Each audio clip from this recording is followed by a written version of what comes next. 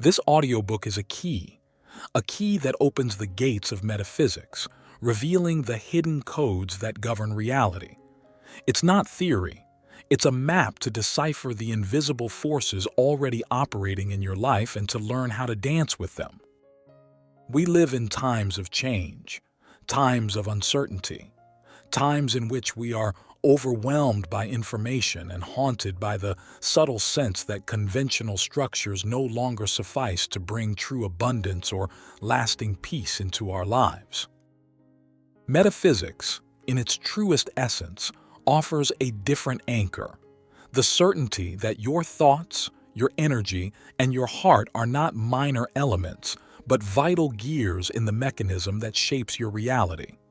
It becomes urgent, then, to reclaim sovereignty over your inner world and, at the same time, to recognize that we belong to a greater network, one that guides and sustains us.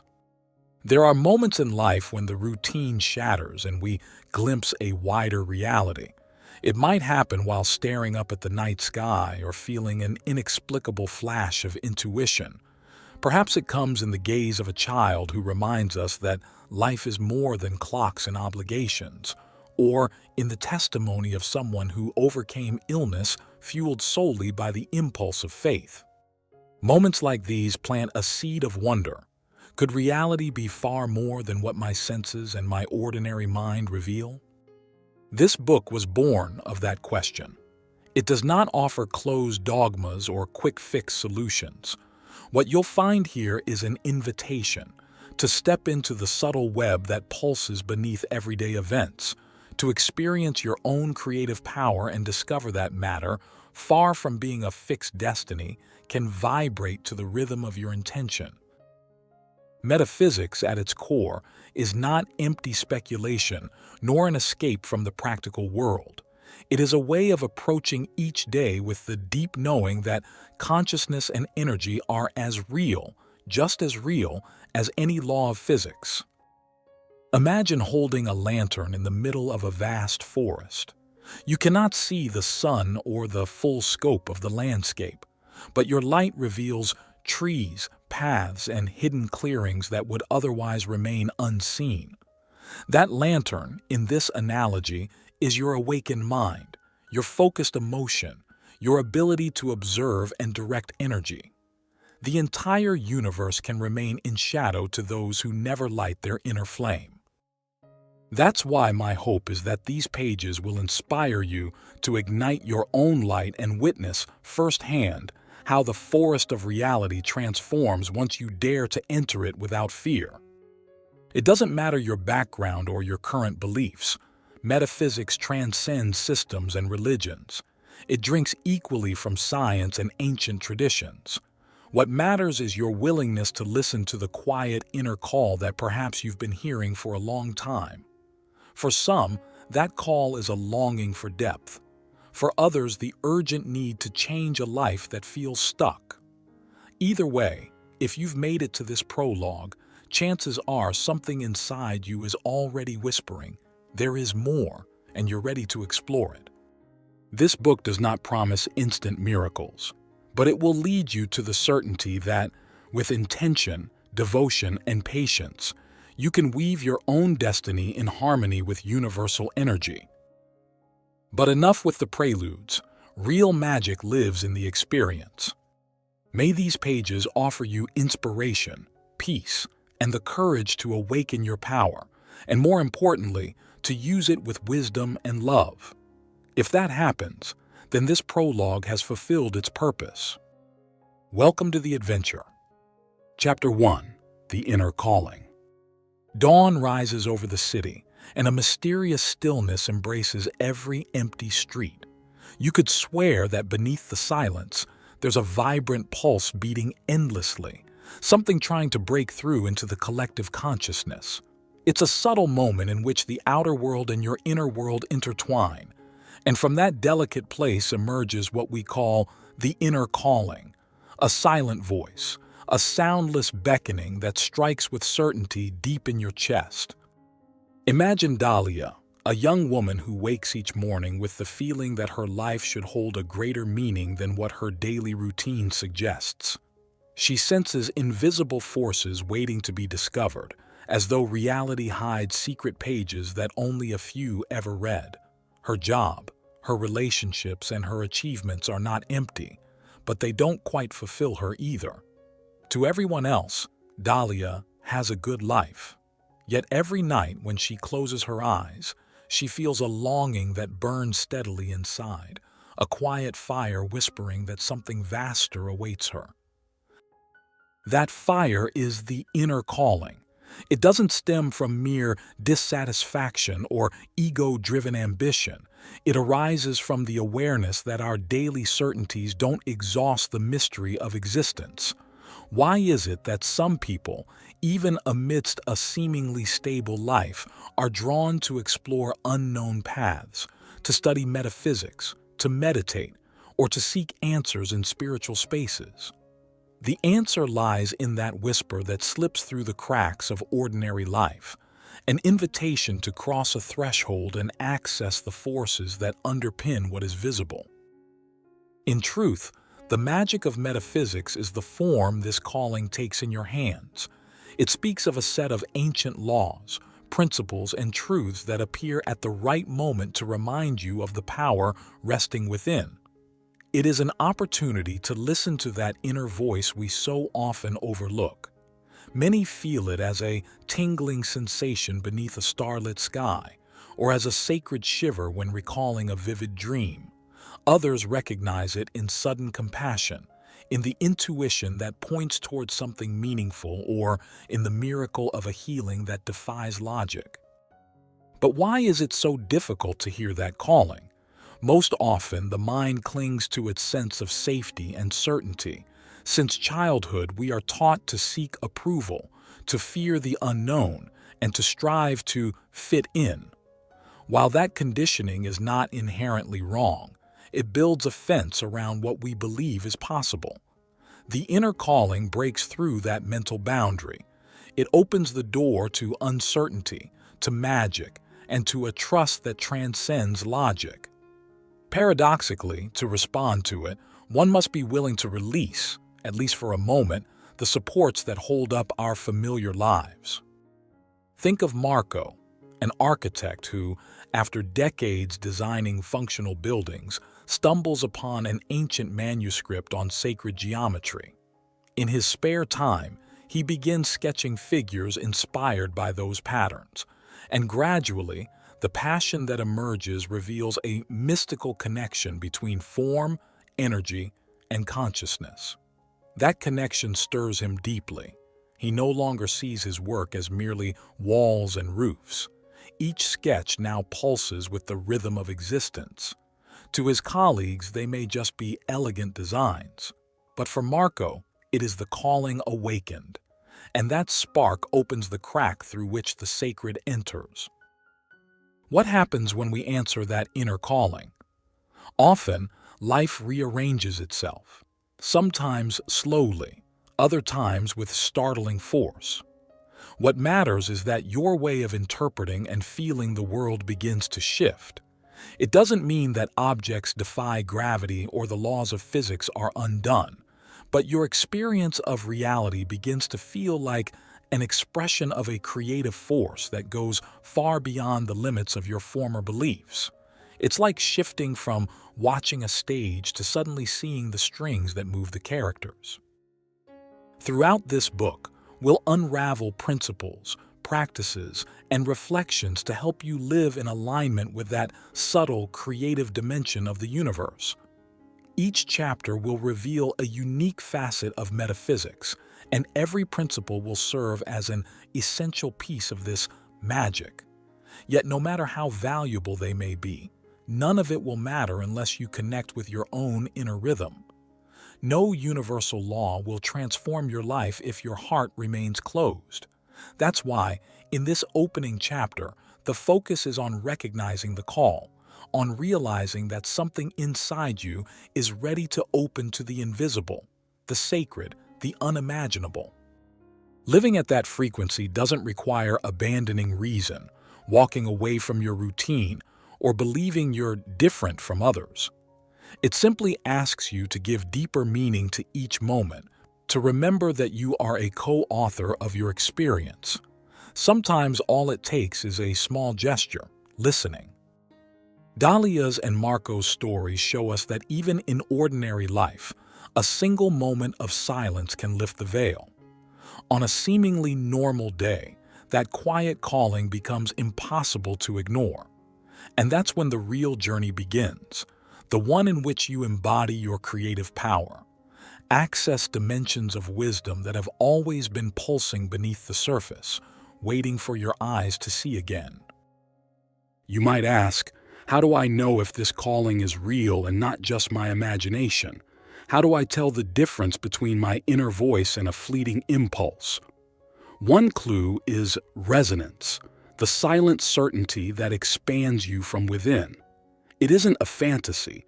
It feels like a firm whisper that says, there is more. Initial practice. 1.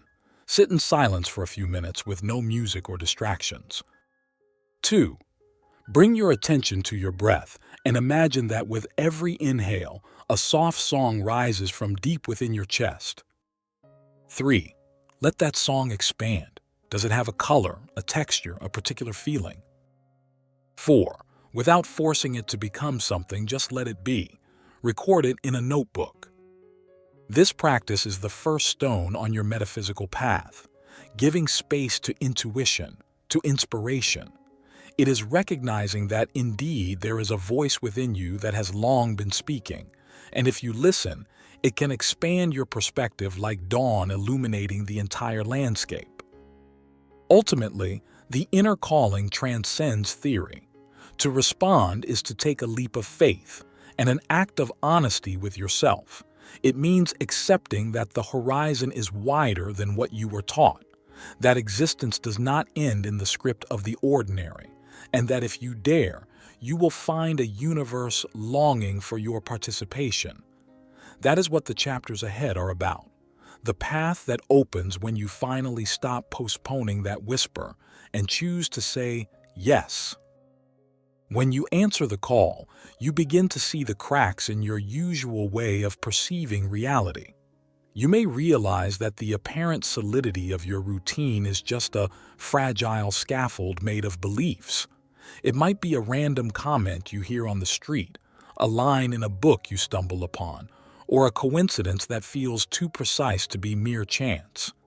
In that moment, everything you once took for granted begins to feel less certain. And though that can be unsettling, it's also exhilarating. The heart, after all, is never satisfied with appearances. The heart yearns for contact with essential truth. You may feel a kind of homesickness, as if you've remembered something sacred that you had long forgotten. That's what the inner calling feels like being pulled toward a place you've never been, but somehow already know. Everyone responds to this longing in their own way. Some become passionate readers of metaphysical texts, others begin meditating or practicing ancient rituals, and some turn their search into music or art. There is no single method. What matters is that you make room for that desire to go beyond what merely appears to be. If you look closely at Dahlia's experience, you'll see that she doesn't reject her life or label it as empty. Instead, she begins to look at every corner through a different light. Her conversations with friends no longer revolve around daily routines but venture into reflections on the nature of consciousness and the possible link between the mind and synchronicities. She discovers that by asking deeper questions, her environment also begins to shift. It's as if the universe responds, revealing new possibilities that had remained dormant. This is part of what it means to step into the magic of metaphysics, realizing that you are not walking alone, but in a creative relationship with everything that exists. The same happens with Marco, the architect. As he studies sacred geometry, he sees his projects gain something beyond functionality. They carry a resonance that touches those who dwell in them. It isn't a miracle in the sense of defying physical laws, but rather the emergence of deep beauty, a hidden order that speaks to the human essence. That same force Marco perceives in geometric patterns can manifest in your life in other ways. A repeating number sequence, an improbable encounter, an idea that becomes crystal clear at just the right moment. That's what this path is about, witnessing that the laws governing the visible world walk hand in hand with subtler forces, less obvious, but no less real. Without that subtle dimension, the world becomes a soulless machine. With it, everything turns into a dance of meaning and synchronicity. One who answers the call ceases to be a passive observer and becomes a participant, realizing that thoughts and emotional states are not merely private or harmless. They are energies in dialogue with a living universe. There will be moments when your mind urges you to give up. Enough idealism. Focus on what's tangible. But soon, you begin to notice that the tangible is also malleable. Approach your day with gratitude and optimism, and the circumstances unfold differently, almost as if the atmosphere itself vibrates anew. When you truly experience this, not just read about it, something within you fills with certainty. This journey has meaning, and it is worthy of your commitment. It's also likely that, at the beginning of this path, you'll seek validation or recognition. But the true strength of the calling does not depend on others' approval. In fact, it's common for a skeptical environment to test your determination. You believe in strange things now? Someone might ask. Yet in the silence of your soul, you know this isn't about believing in fantasies. It's about exploring a dimension the intellect alone cannot grasp. Culture has often taught us to distrust the intangible, to dismiss it as vague mysticism. But once you dive into the magic of metaphysics, you begin to see that these principles are not ornamental or mystical fluff. They are truths that sages have intuited and practiced for centuries, truths that shift realities and expand consciousness. You don't need a veil or a hidden temple. All you need is the sincerity of your search. As we close this chapter, I offer one more step beyond the previous practice, to anchor in your heart the certainty that this is no trivial occurrence. After reading these lines, close your eyes and recall a moment in your life when you had a powerful gut feeling, something difficult to explain, but that guided you to make the right choice. Relive that moment with all its nuances. Ask yourself, how did I know? Why did I feel drawn to act that way? Then write it down. There you'll see that your inner voice has been speaking all along, even before you dared to name it. One of the greatest lessons in the path that unfolds in this book will be learning to trust your inner guidance. Throughout the next chapters, we'll explore the weave of reality, that living tapestry connecting your emotions to events, your imagination to actual achievements, your energy to the universe's response. You'll come to see that the key lies in allowing life to express itself through you, without blocking the flow with preconceived notions of what is or isn't possible. The inner calling is like a door you've reached at the perfect moment. No one will force your hand to turn the handle, but if you don't, that feeling that there is something more will likely linger until you do. In many ways, it's an invitation to radical authenticity, not to banish the mystery of existence to a mental drawer labeled esoteric, but to bring it into the center of your life and let it become the engine of your growth. That engine, when guided well, doesn't separate you from the world or trap you in a bubble of fantasy. On the contrary, it makes you more present, more sensitive to beauty and to suffering, and more committed to contributing your own light. The magic of metaphysics is not about escapism. It is about co-creation, about weaving together with life the circumstances that foster love, harmony, and purpose. As this first chapter comes to a close, I invite you to listen to your heartbeat and sense whether something within you has shifted, even slightly. It doesn't need to be a drastic change, just a glimmer of hope, a new tinge of curiosity. That's enough. That tiny variation already signals that something has moved inside you. Watch how it blends into your everyday thoughts. Share it, if you like, with a friend who's attuned to these subjects. When you give voice to your discoveries, you root them more deeply into your reality. The adventure continues. In the next chapter, we'll explore the underlying fabric of existence, how the universe organizes itself, and the role you play in that infinite orchestration. For now, take pride in this first step, recognizing the inner calling. You now hold the first key in your hands. The rest of the journey is about learning to use it with wisdom, unlocking doors that, with every turn, reveal new facets of the magic hidden in life. So breathe, feel the flame rising within you, and prepare yourself. What lies ahead may change your perspective forever. Chapter 2. The Hidden Fabric of Reality. Silence is not just a pause. It's not simply the absence of sound.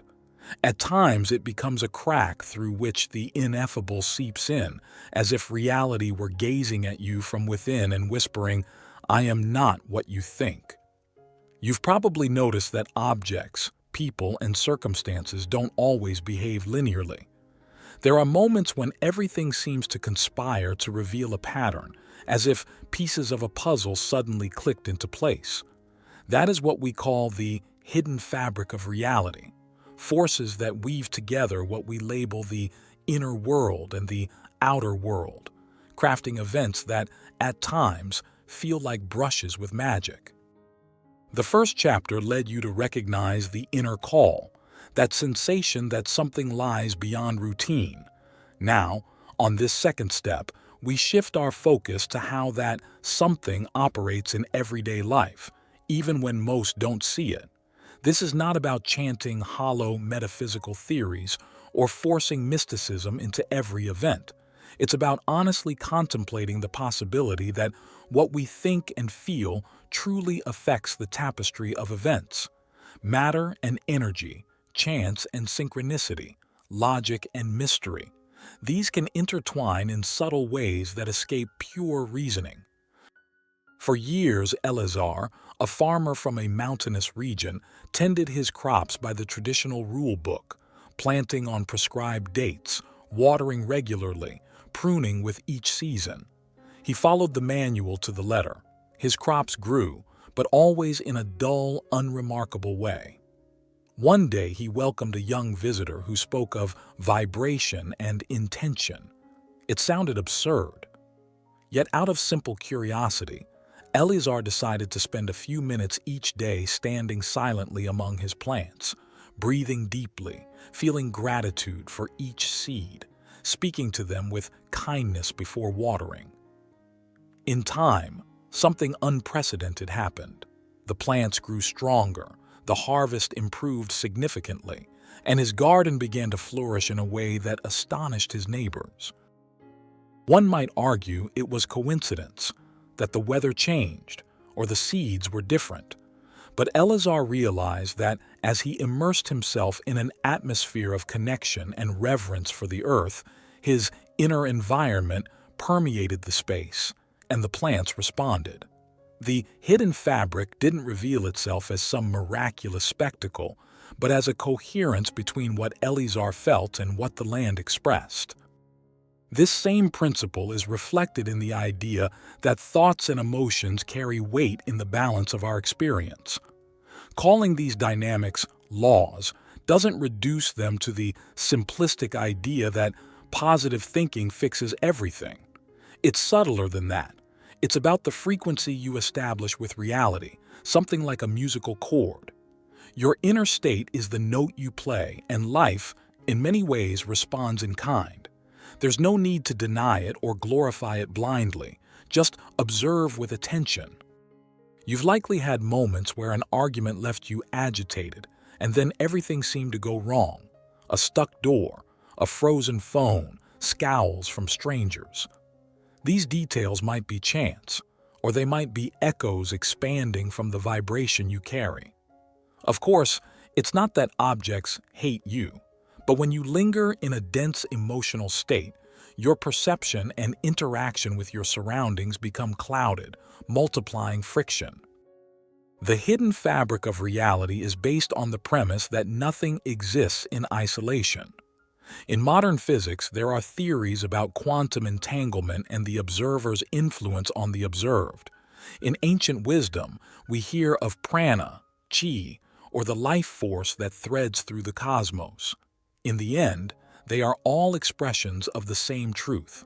Invisible threads unite all things. Even strict reason finds clues to these correspondences when approached without prejudice.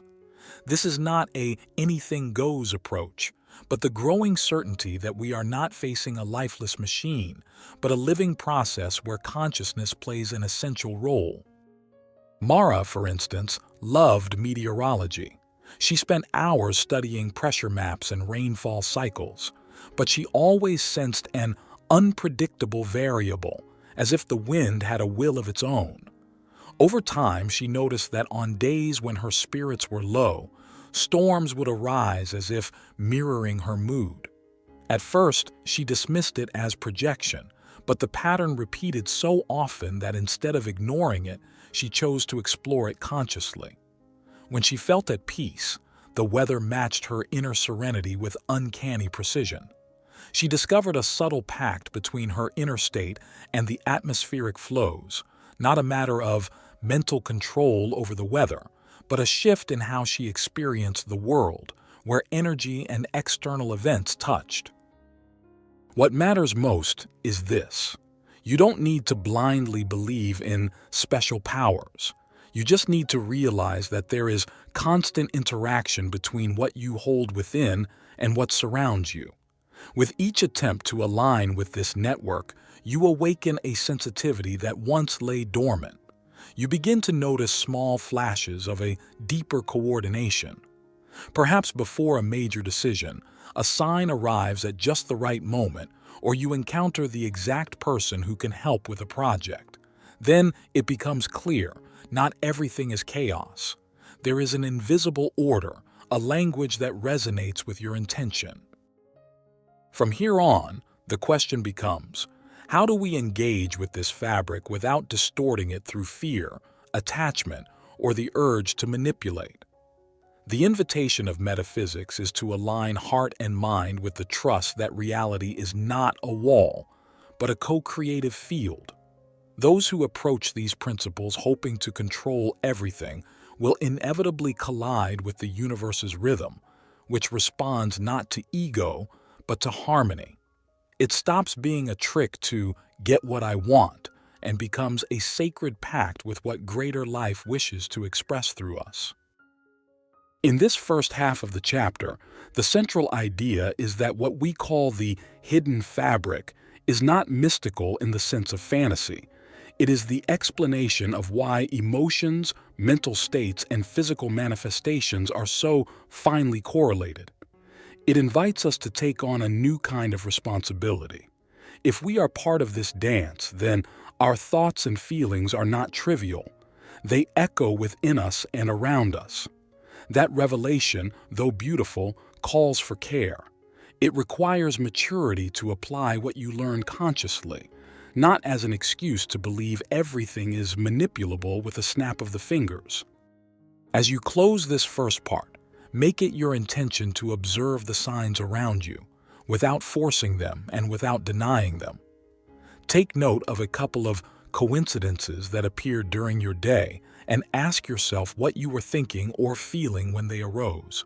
Approach this with curiosity, not obsession. Perhaps, in doing so, you'll begin to glimpse the threads weaving what we call reality. This sense of a living fabric can awaken at any moment, sometimes triggered by an unexpected event. A man who has taken the same route to work for years suddenly notices that the graffiti on the walls seems to be speaking to his current worries. A person going through a crisis discovers, without quite knowing how, that the right contacts and opportunities start to appear, almost miraculously aligned with their needs. These moments, whether small or profound, hint at a reality that is not merely a succession of static objects, but a living weave connecting your inner states to the world around you. The danger lies in reducing it all to a mental trick. It would be a mistake to simplify the complexity of existence by claiming that it's enough to imagine something and watch it materialize. What we're pointing to here is far subtler. When you open yourself to the idea that your thoughts and emotions are part of a broader network, you begin to experience life in a more participatory way. It's as if you stop being a mere spectator and begin to take part in the cosmic orchestra. Every note you emit, whether in the form of longing, joy, fear, or faith, blends with the notes of others and creates a melody that shapes your conditions. If someone tells you that the world is nothing but matter and chance, they may be right, from a certain lens, but they fall short if they fail to notice the subtle dance that weaves synchronicities and connections. Just pay attention to any given day, the mood with which you wake up, the song you happen to hear that inspires an idea, the message you receive just as you're doubting something, or the call from someone at the perfect moment. We often label these things as coincidence, but when you live with a metaphysical mindset, you begin to realize that coincidence is too small a word for the intelligence at play in the threads of everyday life. There's an old story about a man from the Amazon jungle who, despite not speaking the language of foreign explorers, was able to guide them flawlessly to their destinations, as if he knew the route ahead of time.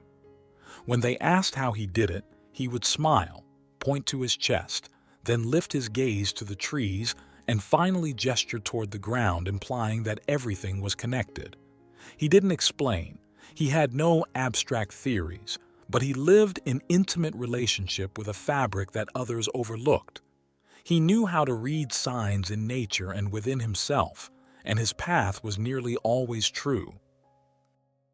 The essence of that story is not about romanticizing the primitive, but about recognizing that, regardless of our culture or technological age, there is a dimension of existence that speaks in a language beyond formal logic. It expresses itself through synchronicities, through the union of what you feel and what unfolds. That language may be called energy, vibration, consciousness, or many other names, but they all point to the same truth: the experience of being immersed in a universe that is not inert, but alive and deeply responsive. This is why, when we say metaphysics is practical, we mean something more than theorizing about cosmic forces. We mean that, in your everyday life, you can cultivate a different kind of presence. It's not about forcing coincidences or trying to manipulate the world to your will, but about accepting that you are part of a dialogue happening on a subtle level. The more coherence you maintain between what you feel and what you do, the smoother that conversation becomes. It's like tuning an instrument. When it's out of tune, your notes clash with the rest of the orchestra, but when it's aligned, your contribution enriches the whole. Now, sensing the hidden fabric doesn't mean that everything will happen perfectly according to your desires. Challenges, surprises, and learning opportunities will still appear. But what changes is how you move through them. You no longer see yourself as a castaway at the mercy of the waves, but as someone who knows that the wind and the current can cooperate with your intention. Metaphysics teaches that reality doesn't always bend to your whims, but it does respond to deeper lines of force. Your role is to attune yourself to those that resonate with your growth and your most authentic aspirations. Notice, for example, how the energy in a group changes when you choose to maintain a serene attitude. If you walk into a tense meeting but you've cultivated a vibration of calm and respect, chances are the atmosphere will shift within minutes. It's not exact science and it doesn't always work flawlessly, but the environment transforms, and sometimes dramatically so. The fabric of reality is affected by the vibration you hold. This is what metaphysics reminds us, that life is not a collection of cold, meaningless events, but an exchange of energy and awareness. Likewise, if you allow judgment, resentment, or distrust to take over, reality begins to close in. More problems appear, more obstacles, as if the natural flow were being blocked. What's astonishing is that it's not the universe becoming hostile, it's your vibration making connection harder. It works both ways, and that's the profound responsibility the fabric places in your hands. When you understand that your inner states truly affect what appears outside, you can no longer take refuge in complaint or passivity. You discover that even a small shift in your inner disposition can open windows or close them. Of course, this is not something you master overnight. There are concrete steps that help you become familiar with the fabric. Meditation, contemplation, keeping a journal of intuitions, practicing gratitude, or exploring your emotional reactions. These are ways to tune the way you perceive and emit energy. What matters most is that there's no dogma here forcing you to believe. There are only experiences that either confirm or deny the theory. As in every path of self-discovery, experience is the ultimate guide. Theory merely paves the way. In short, when we speak of the hidden fabric of reality, we're not proposing fantasy or denying logic. We're inviting you to see reality as more than the sum of its parts.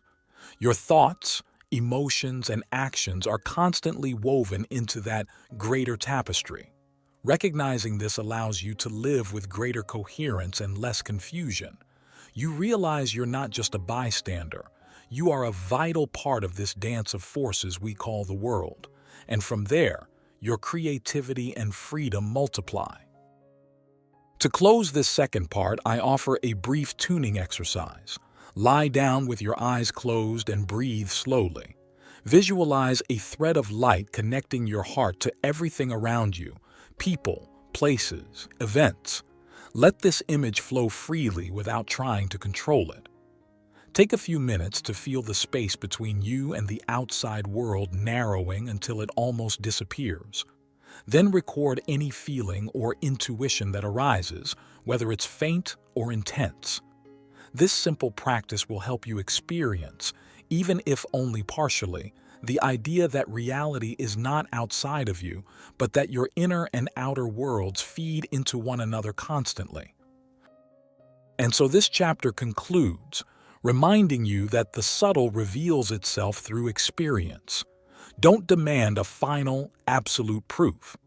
Simply open yourself enough to perceive what's been there all along, waiting for you to discover it. That is the heart of metaphysics, to live with the certainty that we are part of a fabric which, when explored with care, can inspire, transform, and infuse each step with renewed meaning. Chapter 3. The Path of the Observer. As you walk through your city this morning, perhaps you notice tense faces, indifferent murmurs, and a kind of hurry that erases all detail. And suddenly, it may have struck you that this cloud of concern isn't the full reality, but merely a collective reflection of emotional states. You remembered what you learned about the hidden fabric of existence. Each person carries their own tension, their own desire, and without realizing it, they project it onto their surroundings. So, a question arises. If everything around us is influenced by vibrations both internal and external, what happens when we choose to take a step back and observe in silence? That question opens the door to what we might call the path of the observer. This isn't about becoming indifferent, nor about watching life as if you weren't part of it. Rather, it's the cultivation of your ability to witness the dance of thoughts and emotions rising within you, even as you watch how they weave themselves into external events. You observe without immediately judging, without clinging to your automatic reactions. It's like stepping into the audience of a theater to admire the play, rather than getting tangled in the chaos backstage. And as you watch, you notice something. The script isn't fixed. It changes when your attention brushes it a certain way. In the metaphysical tradition, Conscious observation is said to be one of the most transformative acts. Both ancient mystics and modern science agree on something remarkable. The observer affects the observed.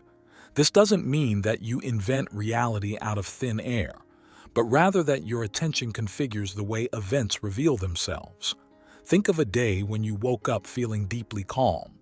You went to work and, without trying, noticed that every little obstacle somehow found a smooth solution, that people seemed more open, or at least less hostile. It wasn't magic in a fantastical sense. It was simply that your way of inhabiting the moment altered the resonance. That's where the observer's gaze begins to shift everything. Someone walking this path doesn't chase life with urgency. Instead, they give each moment room to express itself, to reveal its truth. They don't rush to conclusions. They don't label every detail right away. They discover, for instance, that anger isn't the enemy, but a form of energy that, when truly seen, reveals what part of them is in resistance, or that sadness, when witnessed without judgment, speaks of a loss or longing that wants your embrace and your release. Likewise, joy, when observed with clarity, points to your creative impulses, to the direction your soul longs to expand into. Without the presence of the observer, emotions pull you like waves. With it, they become teachers. You may wonder how this ties into the magic of metaphysics, and the answer is, this is where the magic begins. When you stop being a storm of automatic reactions and begin cultivating inner objectivity, something profound shifts. You don't suppress your feelings. You learn to see them with detached love, like someone watching clouds pass through a sky. In that space, the universe's energy begins to flow more freely in your favor. It's as if, instead of shouting commands at an orchestra that can't hear you, you allow its music to become a dialogue with your silence, your stillness, your lucid presence as an observer. These reshape the melody. Let's think of a real-life example. Ivan, a man overwhelmed by the whirlwind of responsibilities, felt like his life was dissolving in stress. One day, someone spoke to him about the power of observing without judgment. Skeptical at first, he gave himself permission to sit quietly for 10 minutes each night, just breathing and watching the parade of thoughts in his mind, without trying to fix them, without arguing with them. After a week, he noticed that the next day, conversations at home were a little gentler. It wasn't dramatic, but something had shifted, like a fresh breeze. After a month, he found that certain conflicts that once felt brutal had lost their charge. What Ivan had done was simple. He cultivated the habit of observing, and with it, he became aware of the inner noise that used to push him into anger or anxiety. By stepping back, he saw where he could unhook from emotional inertia. Metaphysical teaching suggests that the outer world reflects your inner reality. Observing what happens within you helps you feel less trapped in the tide of events. You stop joining the collective hysteria, the endless judgment, the obsession with control. In its place, you assume the role of a witness, and ironically, you become more present through that witnessing. An Eastern sage once said, "The deepest action is born from inner stillness, not from agitation." And how does this impact your ability to co-create? As an observer, your actions arise from clarity, not from panic or blind reaction. Your mind, less clouded, can hold with steadiness the vision of what you wish to manifest. Your emotions become allies rather than saboteurs. If you feel drawn to practice this, you can begin with a simple exercise. The next time a strong emotion arises, anger, excitement, sadness, pause for a moment and observe it. Notice its color, its strength in your body, how your breath responds under its influence. Don't repress it, but don't let it spill out blindly either. Just be a witness. That act of watching slows it down enough for understanding to emerge, why it's there, how it may shape your behavior if you don't handle it wisely. At the same time, you open yourself to the energy of the universe, that hidden fabric we've spoken of, which begins to align itself with your moment of calm, offering more inspired solutions. It's like giving the cosmos room to act without being smothered by your urgency. Throughout history, many spiritual traditions have emphasized the importance of being a witness to yourself. From Zen meditation to Christian introspection, from Sufi practices to Hindu philosophy, the message is the same. Watch yourself, hear yourself, without haste, without condemnation. See how your thoughts rise and fall, how your desires change shape, how your old wounds soften under the light of compassion. This witnessing is not passivity, it is the doorway to transformative action. In doing so, your mind opens to the bigger picture, and the decisions you make no longer come from reactivity, but from wisdom. The observer's stance doesn't just apply to the inner world, it extends outward too. When you begin to watch the flow of events without instantly projecting your judgment, you start noticing subtleties others miss. Maybe during a meeting, a single phrase someone says reveals an emotional undercurrent no one else sees, but with your sharpened gaze, you pick up on it. And in doing so, you offer a solution that addresses the deeper need. That too is metaphysical magic, though many would call it empathy or intuition. But at its heart, it's the same phenomenon. By being calm enough to observe without racing to conclusions, you tune into a thread of the fabric that others overlook. In this practice of observation, a double effect begins to emerge. On one hand, your perception becomes sharper. On the other, your energy stops scattering into impulsive reactions and begins to concentrate. You often discover that the mind had a habit of dramatizing everything, painting each situation with thick strokes of anxiety or longing. And when that becomes your internal base, it's as if the universe has no choice but to echo those extremes. When you step into the role of the observer, you soften the intensity and gain freedom of response. This doesn't erase your feelings, it clarifies them. It's the difference between being swept away by the tide and swimming through it with direction. Many who walk the path of the observer report a curious paradox. With less effort, they achieve more. It's not about becoming lazy or abandoning perseverance, but rather about letting go of the mental tension that comes from forcing and controlling everything. When you're not fighting the current at every turn, a wave of creativity is released. Your mind, no longer trapped in noise, begins to spot options that were previously hidden behind urgency or fear. Likewise, the environment becomes more receptive to what you wish to express. A simple example. Sandra had dreamed of writing a book for years, but every time she sat down to try, the thought of not being good enough overwhelmed her. Her thoughts would spiral into a storm of self-doubt, and at the end of the day, she hadn't written a word. During a moment of introspection, she learned to recognize when her mind was spinning that web of fear. She would pause, take a deep breath, and observe the anxiety as if watching it from the outside, neither fighting it nor getting absorbed. Gradually, the tension would dissolve just enough for her words to begin to flow.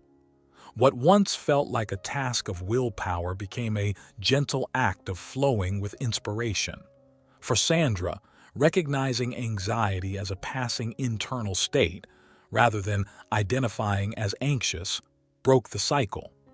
She began to make progress, and her ideas carried that freshness that only arises when the mind lets go of perfectionism.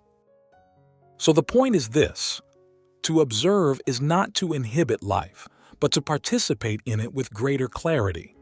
Your dialogue with the universe becomes more precise, because you're no longer clouding it with automatic reactions.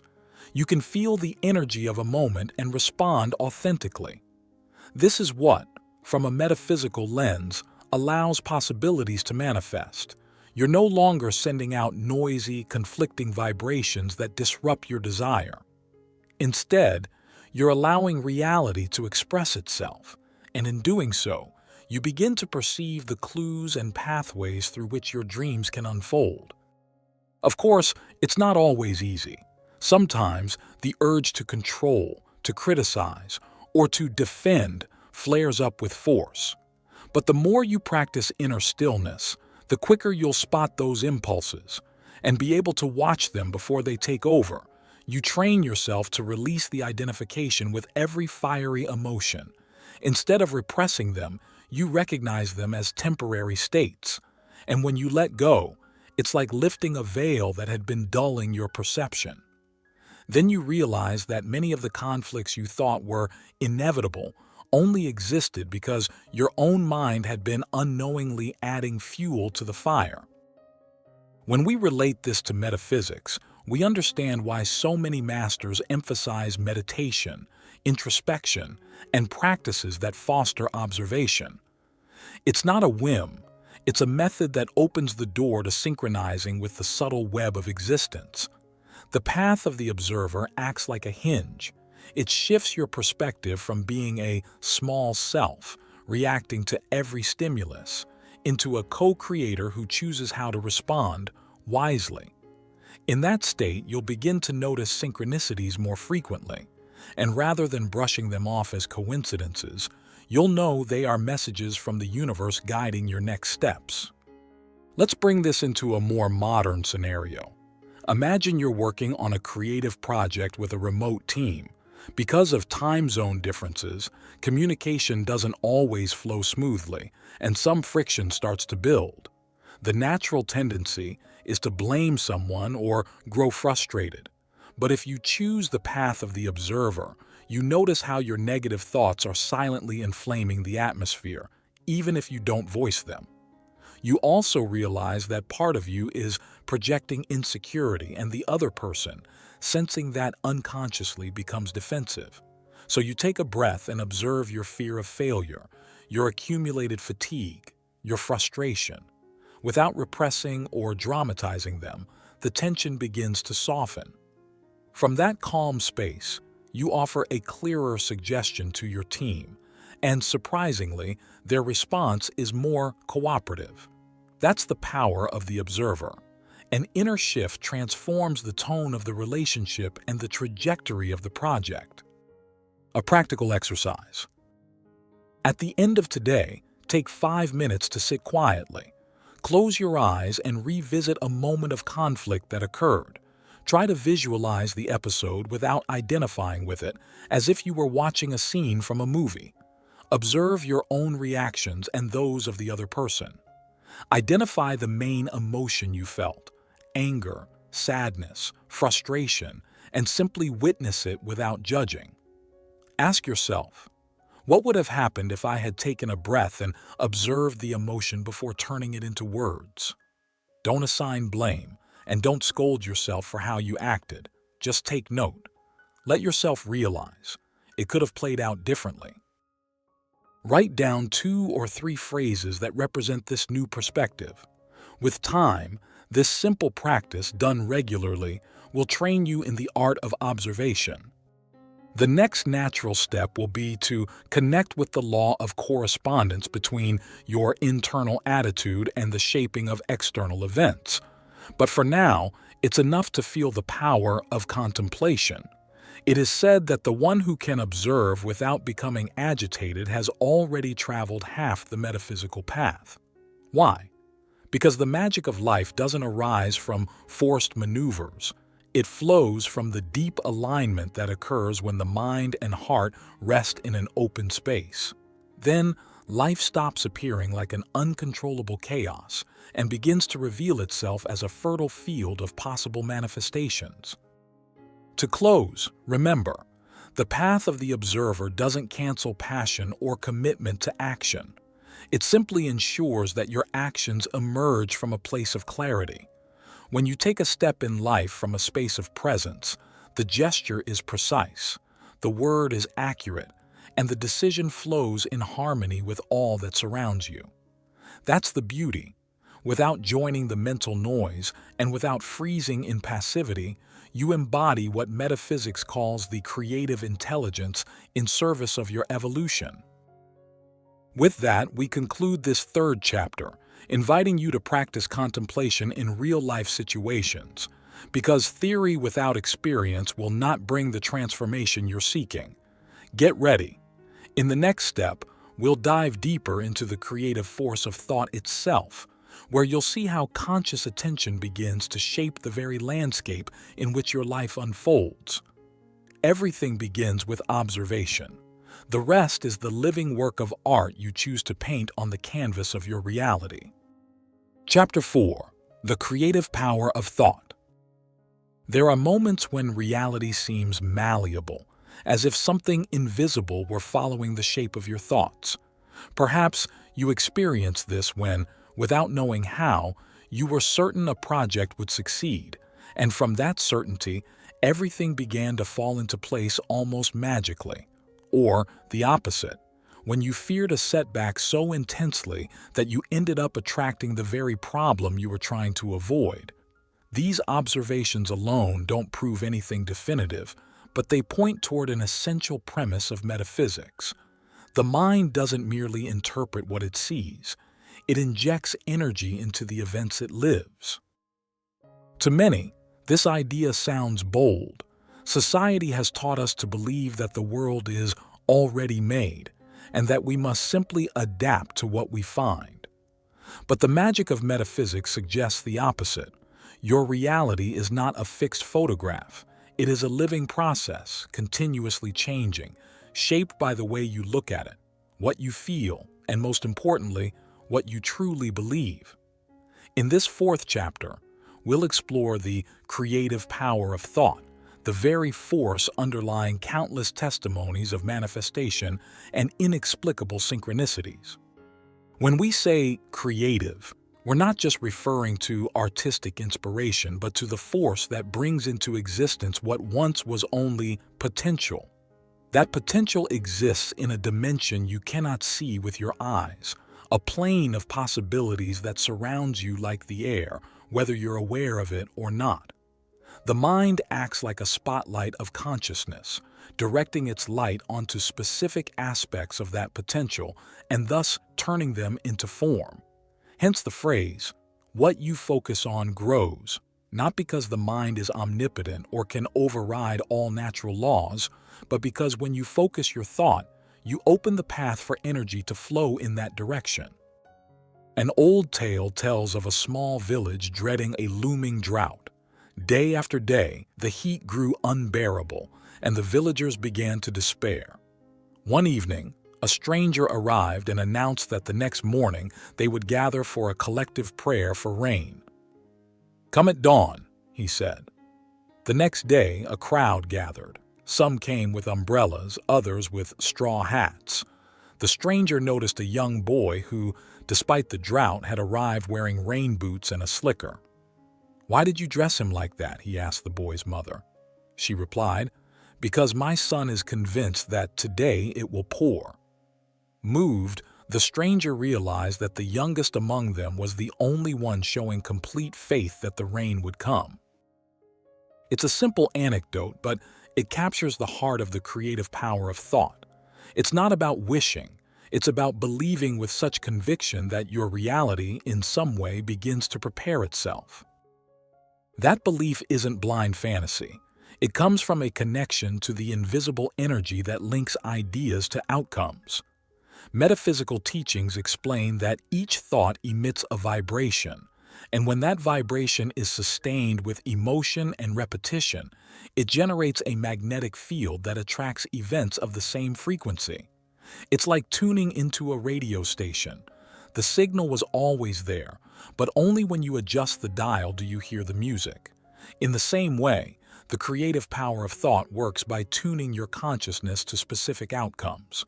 Still, the natural question arises. So if I think about winning the lottery, will I win it?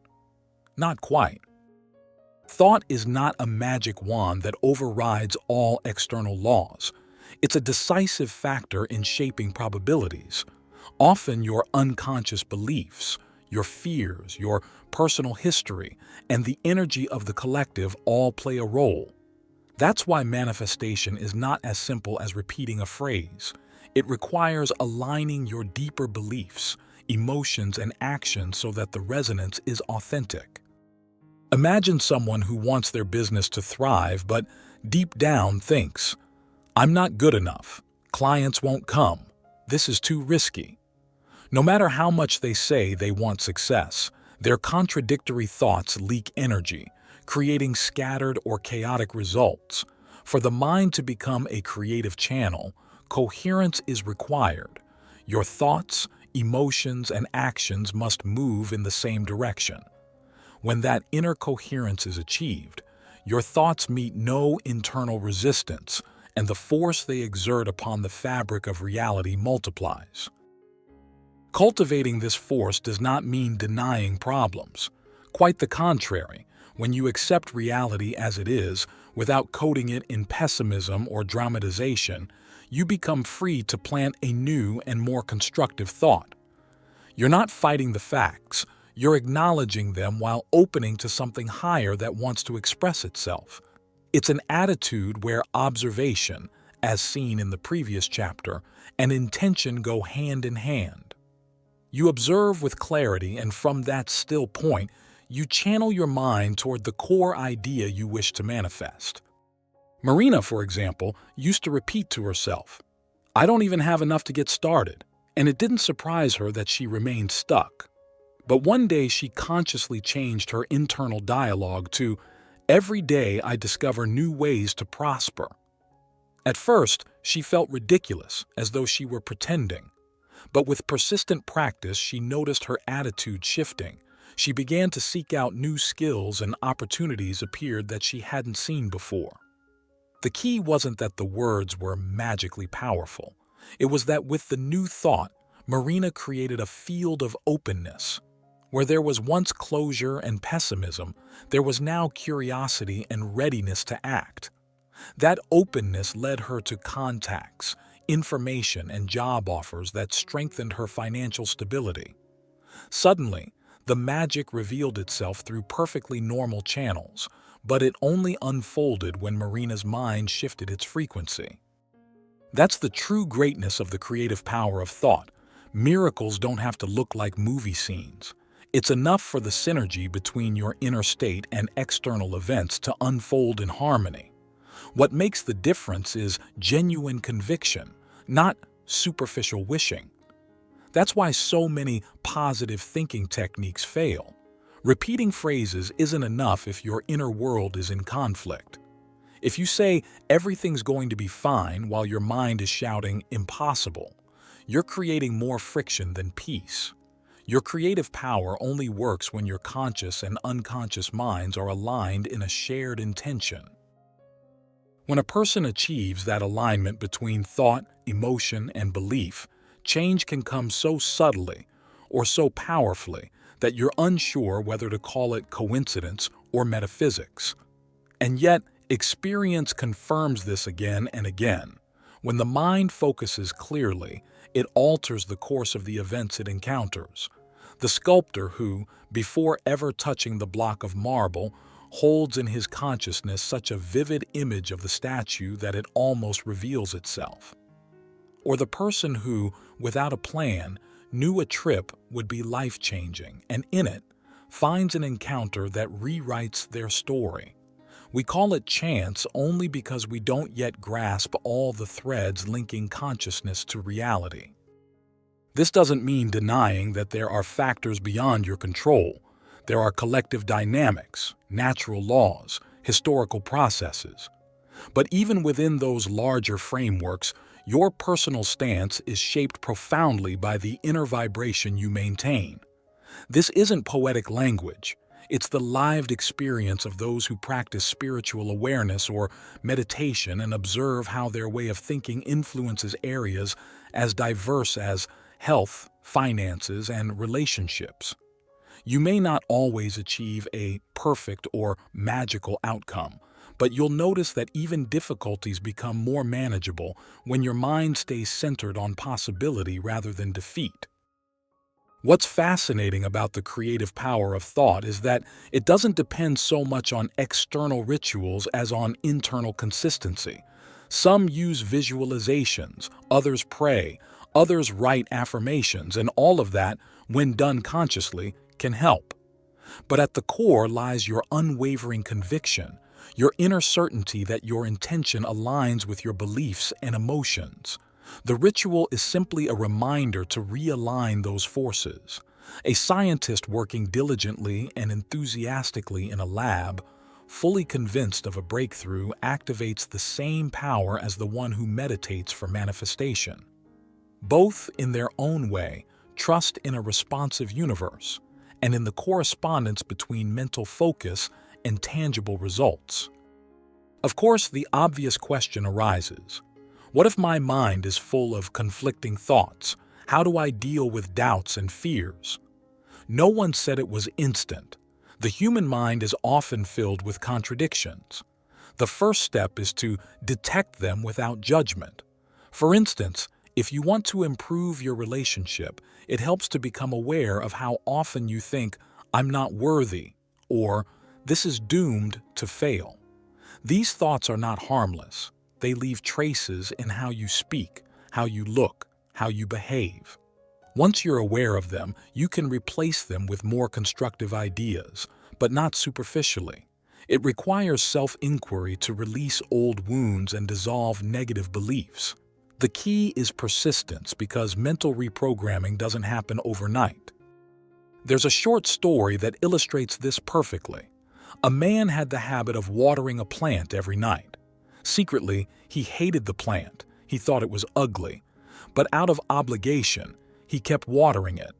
That plant never bloomed or showed any sign of vitality. Someone once suggested that instead of watering it with resentment, he take a moment to connect with appreciation and the possibility of life. At first, he thought it was nonsense, but he gave it a try. He took a deep breath, imagined the plant full of life, and only then did he water it. Weeks went by. The change was slow, but the plant began to grow with a more vibrant shade of green, and after a few months, small flowers appeared. The man realized that water alone wasn't enough if his emotions and thoughts were pointing in the opposite direction. It's a metaphor, yes, but it perfectly describes how the mind operates in its creative dimension. If you feed your intention with doubt or resentment, the seed you plant doesn't receive the vibrational nourishment it needs. Still, it's important to clarify that the creative power of thought doesn't make you immune to life's complexities. You may hold a clear ideal, energize your mind with its fulfillment, and still encounter obstacles. Does that mean the law doesn't work? Not at all. It simply means that your desire is also woven into the greater plan of existence, one that sometimes imposes timing and lessons before the immediate realization of your goals.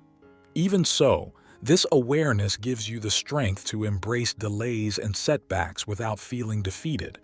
You keep your focus, and by flowing with patience, you discover paths you wouldn't have seen had you been consumed by frustration or doubt.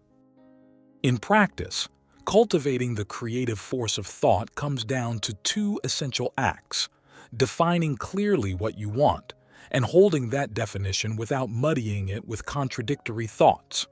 Very few people are fully transparent with their desires. Many doubt themselves. Do I deserve this? Am I capable? That internal sabotage sends a confusing signal to the universe. It's like flipping the light switch on and off at the same time. That's why so many stories of failed manifestation are not real failures of the metaphysical principle. They're the result of unstable signals. The person says, "I want to prosper," but deep down they repeat, "I don't deserve it," or "this will surely fail." And the resulting vibration is a chaos that never quite solidifies. That's why the invitation is to give meaning to your thoughts before sending them out into the world. Understand that every time you focus on an idea with conviction and emotion, you set in motion a subtle mechanism we call co-creation, with the universe. Don't expect instant results without rolling up your sleeves in the physical world. The physical realm is no less real than the mental. Your actions must reflect your new internal position. But it's always surprising to see how, once your mind is aligned, the material plane begins to offer you ideal opportunities. Synchronicities arise. The missing resource appears right when you need it, or people willing to collaborate cross your path at just the right moment. Here's a helpful practice.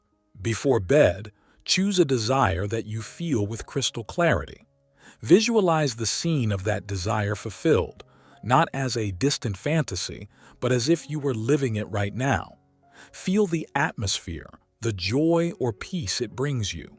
Then, gently release the image and say something like, "I allow this to grow within me and in my reality." When you wake up the next day, take a few seconds to recall that image. Over time, your unconscious mind will receive the message.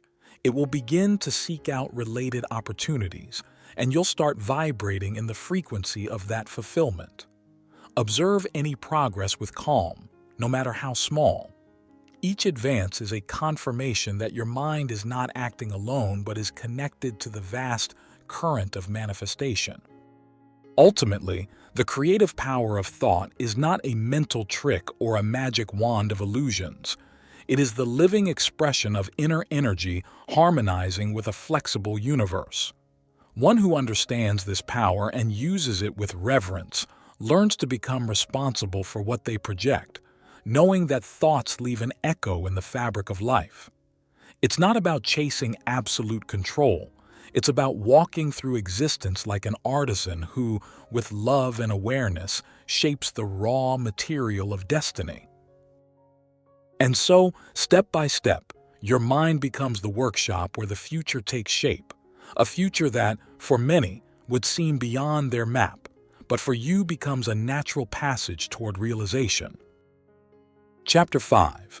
Emotions and the Mirror Principle. How far can your emotions take you? Some people go through life believing their feelings are private fluctuations, something that happens from the skin inward with no greater impact. But metaphysics offers a bolder perspective. Emotions are living forces, capable of shaping the very fabric of reality. Or put more simply, what you feel doesn't stay inside you. It projects outward and comes back like a near-perfect reflection. This is what we call the mirror principle. Think of it this way. If your mind and heart are vibrating with fear, reality acts like a mirror, reflecting back threatening scenarios. Not because life is out to get you, but because, at a subtle level, your fear resonates with events of a similar frequency. On the other hand, when you're aligned with joy or openness, you begin to notice people around you soften, circumstances flow more smoothly, and even your body responds better. It's like holding a colored lens up to your eyes. Everything takes on that hue, even though the world itself hasn't changed colors. Still, the idea isn't that your emotions create everything, and that's the end of the story. Reality has layers. Even so, your emotions, like a lens, determine what becomes amplified, what remains unseen, and how your energy field interacts with opportunities or obstacles. Imagine a musician who plays with deep passion and joy. The audience catches that frequency and responds with enthusiasm. But if that same musician plays with resentment or apathy, no matter how technically precise the performance is, it lacks the spark that moves people. Same musician, same song, but two emotional atmospheres that generate very different external responses. That's why it's so important to see our emotions beyond the labels of good or bad. Every emotion carries a message and an energetic imprint. Anger signals that a boundary has been crossed and asks for change. Pain points to something that needs to be healed or released. Joy reflects harmony with what surrounds you. When you allow yourself to feel emotions honestly, without drowning in them, You either activate or deactivate energies that reverberate in your environment. This phenomenon is as old as humanity, but through the lens of metaphysics, it takes on a tone of co-creation. You're not a ship adrift in a sea of feelings, but a being who, by recognizing emotions, can choose which frequency to sustain. Take Lena, for example, a woman who, for years, unconsciously nurtured a quiet resentment toward her friends. She felt misunderstood and undervalued. Ironically, people perceived her as distant and unaffectionate, and ended up giving her less attention, which only fueled her resentment. It wasn't until Lena courageously examined that emotional thorn that she noticed her defensive energy. When she shifted her stance by expressing warmth through small gestures and opening up more in conversation, the environment responded. People showed her more appreciation, closeness increased, the entire tone softened. The mirror changed its reflection when Lena adjusted what she was projecting. This is far from superficial self-help. It means understanding that emotions are gateways to possible realities. Gratitude, for example, isn't just a nice feeling. It's a powerful magnet for expansion. Fear, when honored consciously, can show you where your shadow needs work. But if fed unconsciously, it clouds your vision from seeing real solutions. Guilt perpetuates experiences that reaffirm guilt, as if punishing yourself is the only way to stay aligned with what you believe you deserve. The mirror principle then offers a clear realization. The world is not for you or against you in any absolute sense. It responds to the vibration you maintain most consistently. Some people confuse this with the idea of karma as punishment, but the mirror doesn't reward or penalize. It simply reflects with startling precision what you present to it. That's why it's so crucial to monitor which emotions you allow to nest inside you. It's okay to feel them, but don't cling to them. There's a big difference between acknowledging anger and feeding it with revenge fantasies or dramatic narratives. When you learn to digest emotions without denying or dramatizing them, you allow their energy to release and transform. You stop emitting a chronic wave of anger or latent pessimism, and the external mirror softens. You begin to notice hints of compassion or constructive opportunities. The challenge is that society often teaches us to equate anger with strength or sadness with weakness. But in metaphysics, we understand that every emotion is a color with its own function. The problem arises when we get stuck, or when we express emotions in toxic ways. Someone who lives this principle consciously doesn't become a forced Zen robot, but a human being who recognizes their emotional landscape and takes responsibility for the energy they put into the world. When they feel sadness, they don't repress it. They observe it, feel it, maybe journal it, or share it with someone they trust. They don't drown in it or project it as aggression. They understand it and let it go. That release creates fertile space for a higher vibration to take root, and that fertile space reflects back in the form of new situations that align with harmony. Of course, the common doubt arises. Does that mean every negative thing in my life is just my bad vibration? Not exactly. There are collective contexts, deep soul lessons that sometimes require challenges. But it does mean that even within adversity, your emotional frequency can transform your inner experience and open up pathways of healing or escape that would otherwise remain invisible. This distinction is what gives this chapter its power. To understand that the mirror is not a tyrant judging you, but a messenger showing you, through circumstance, the frequency you're holding. Want a practical example? If you notice your finances are stagnant instead of saying nothing ever works out, ask yourself what emotion you're emitting most of the day around money. Is it lack, fear, hopelessness? Once you become aware, try and exercise in gratitude for what you do have, no matter how small, and hold that feeling consistently for a few days. You may begin to notice small opportunities or ideas emerging, things that were invisible before. You could call it coincidence, but metaphysics calls it vibrational correspondence. So, emotions aren't just private affairs. They're the dye with which you color your field of manifestation. And the mirror responds without morality or favoritism. It simply reflects the hue you've chosen to broadcast. In the second half of this chapter, we'll explore practical methods for consciously managing emotions, ways to shift the reflection reality offers you, without denying your truth or falling into forced positivity. Because that's the secret. The aim is not to fake your emotions, but to transform them from the inside out. And the mirror principle is the clearest path to proving through experience the real power that pulses inside your emotional states. If you don't take that moment of awareness, you end up trapped in a vibration that, without realizing it, feeds situations or people that reinforce your anger. Life, as a mirror, reflects more of the same, confirming that everything is going wrong or that people are unbearable. However, when you begin to observe the emotion and translate it into its most productive version, you start tuning into a different frequency. Anger can become the courage to set healthy boundaries. Sadness can become empathy. Fear can push you toward deeper self-trust. And almost always, external circumstances shift in response to this new inner tone. Let's look at an example. Tomas had spent years cultivating resentment toward his family. Eventually, he decided that anger would no longer define him.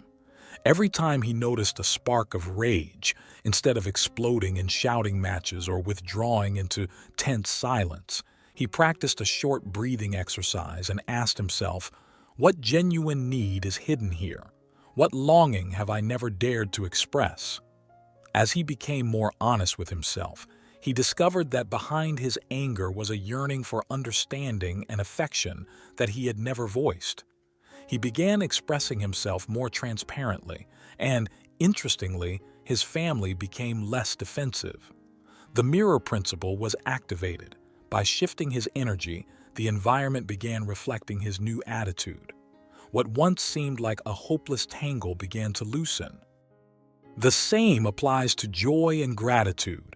When you feel moments of genuine, not forced, joy, your energy expands, and the world responds by opening doors. It's not that everything becomes perfect, but your mental state helps you perceive and create opportunities. From the outside, people say, "You're so lucky," but you know it's not just that. It's the vibration you chose, and the mirror confirms it. And sure, adversity can arise. A critical event might shake your day, but if you've been anchored in gratitude, your reaction won't be panic or hopelessness. Your mind immediately seeks a solution, finds it quickly, and the crisis resolves without spiraling out of control. The mirror principle doesn't mean you have to be happy 24 hours a day. That would be absurd and even harmful. Rather, it means that when you feel an emotion, you're aware of its potential impact on how you attract or repel situations. This brings in an element of responsibility. If you feed hatred, you create an emotional atmosphere that becomes your lived environment, reflecting back in recurring conflicts. Conversely, if you nurture kindness, even if you can't solve all the world's problems, you create a focal point of harmony that gradually dissolves tension around you. Of course, this doesn't erase the complexity of the universe. Sometimes, external circumstances strike without warning, bringing pain or challenges you never planned for. Yet even then, the way you face them and the vibration you sustain determines how much you suffer or grow from them. Two people can go through very similar crises, but the one who understands and applies this principle will discover exits the other never imagined, even turning misfortune into a lever for evolution. Another crucial lesson is that the mirror doesn't respond to what you say out loud. It responds to the emotion that radiates from within. You can say, "I'm at peace," but if your gut is vibrating with anxiety, it's that anxiety that forms the reflected image. This is where the idea of emotional coherence comes in. Your words and your internal state must align. If your speech tries to sound optimistic but you carry heavy doubts deep inside, then it's time to face those fears honestly, not to ignore or paint over them. That's why daily practices that harmonize your inner world are so important. Meditation, journaling, conscious breathing, contemplative silence, or sincere prayer, if that resonates with you. These tools help you quickly identify which emotions are dominating you so you can redirect them before they stain your external reality. It's not magic, it's emotional hygiene that affects every area of life. Think of one last metaphor. Imagine you have a movie projector.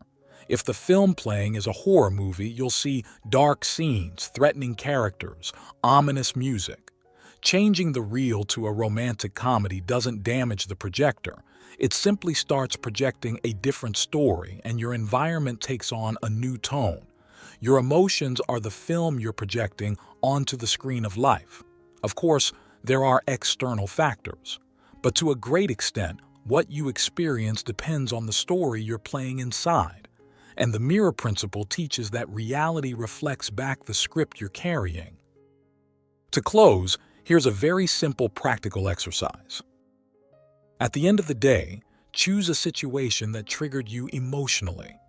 Reflect on what emotion you felt.